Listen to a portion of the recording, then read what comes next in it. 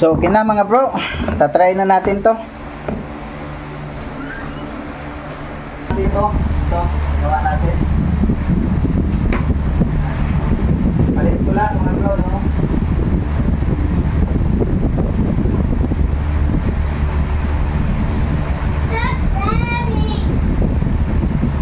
Okay, tatry na natin. Okay, kumana na mga bro. Ayan na, okay na.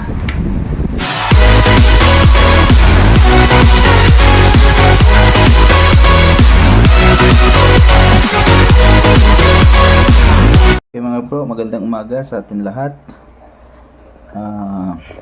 Meron na naman tayong gagawing content ngayon, no mga bro. Ito ay LED light para dito sa sala namin. Ito ay bago mga bro, no. Ayan. Ito yung case niya. Ito yung kahon niya mga bro. Ayan. Fan blade LED bulb. Tapos mayroon siyang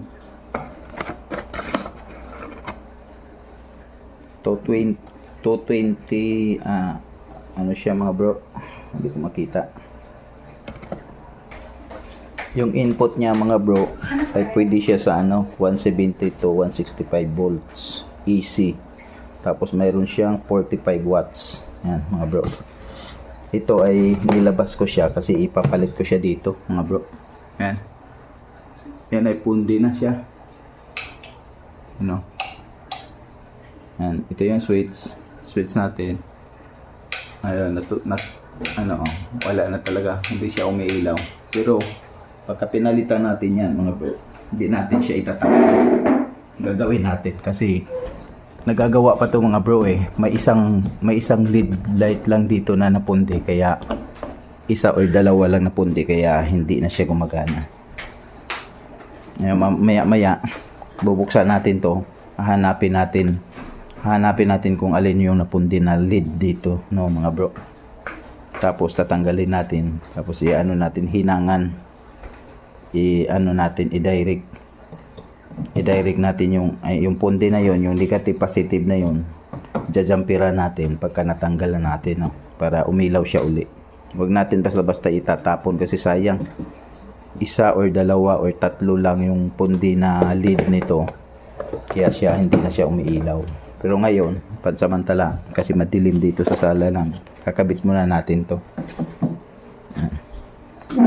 para magkakaroon ng liwanag, kasi medyo kahit umaga medyo dito madilim. Ito yung bago mga bro.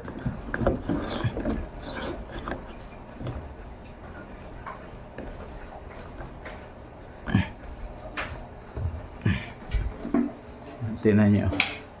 Yan, may ilaw na siya. Yan yung bago. Tapos ito, maya lang gagawin natin yan mga bro. Subukan natin. Okay mga bro, gagawin na natin to.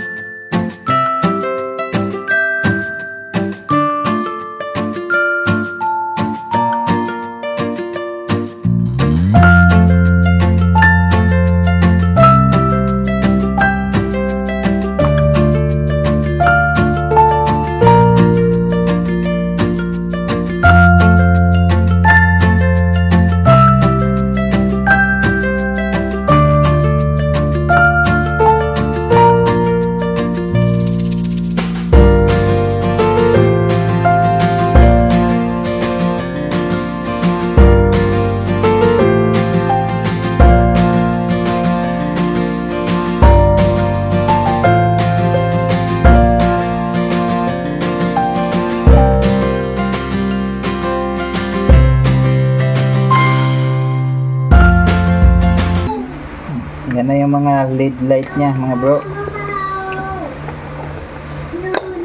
Check natin niya isa-isa. May napundi lang dyan kaya hindi na siya umilaw.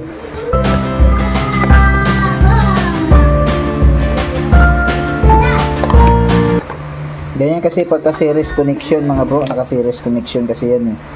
Pagka once may mapundi isa dyan, hindi na talaga siya iilaw.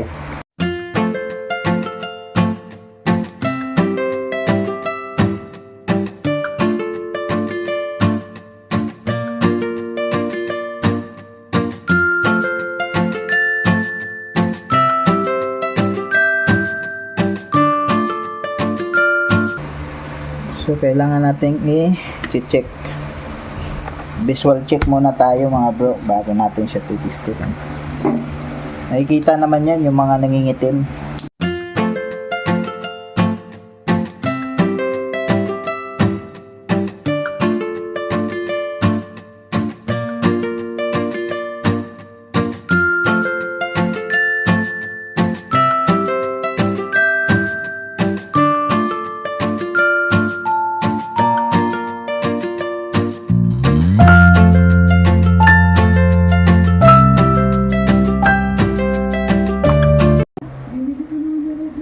Ito mga bro, tingnan nyo. Yan. Ang hinala ko niyan, ito. Yan. Yan, nangitim. Yan, dalawa.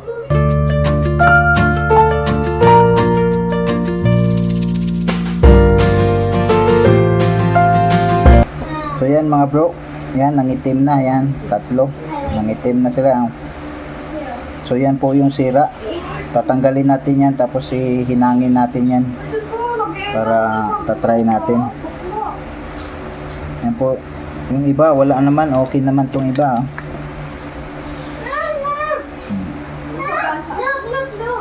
Okay pa yung iba mga bro. Bukod lang dito, ayan oh. Ayan. Yan, isa, dalawa, tatlo. Ito pasira pa lang. Ayan. Bali tatanggalin natin yung tatlo mga bro.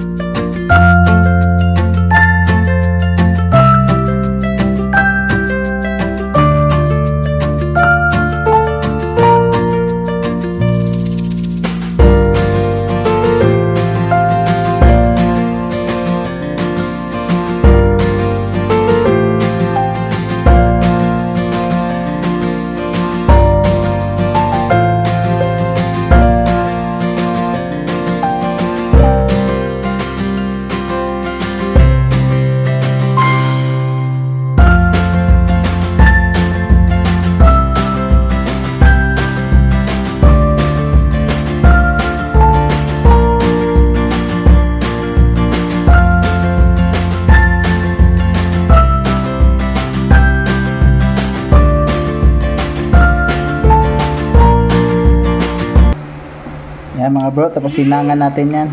Bali, pag-short natin yan, no mga bro.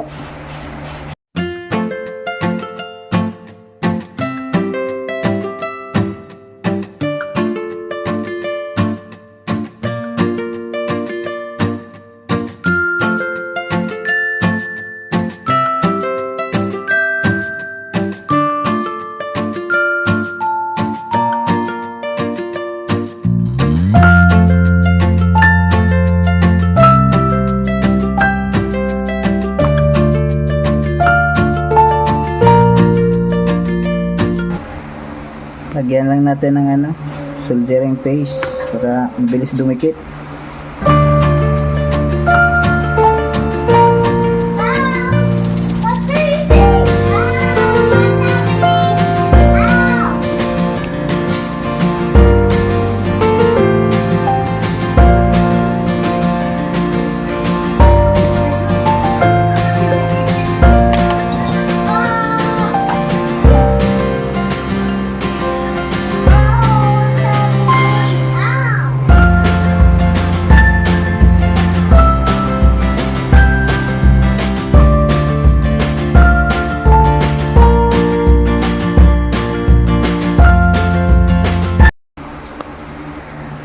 Okay mga bro, nalagyan na natin. Yan. So tatry muna natin kung talagang ito lang sira, no?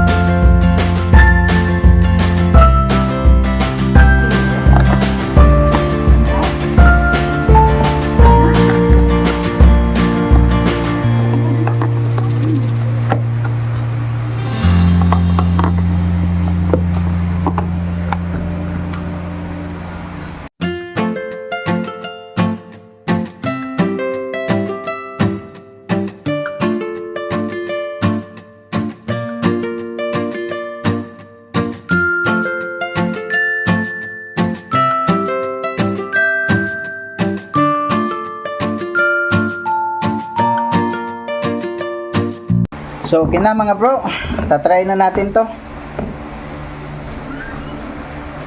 Dito, ito, gawa natin. Palit ko lang mga bro, no?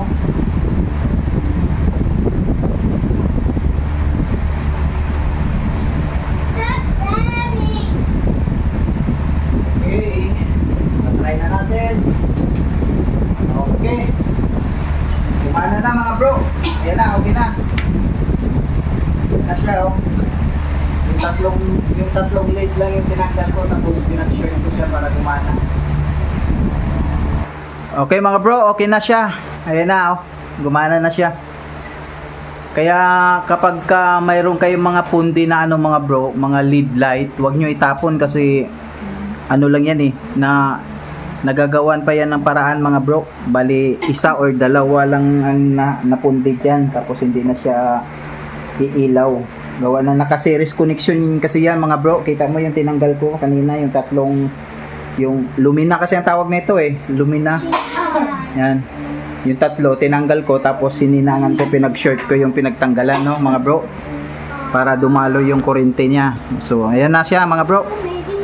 Okay, hanggang dito na lang muna tayo. Sana may nakukuha, may natutunan kayo dito, mga bro. Okay, bye-bye.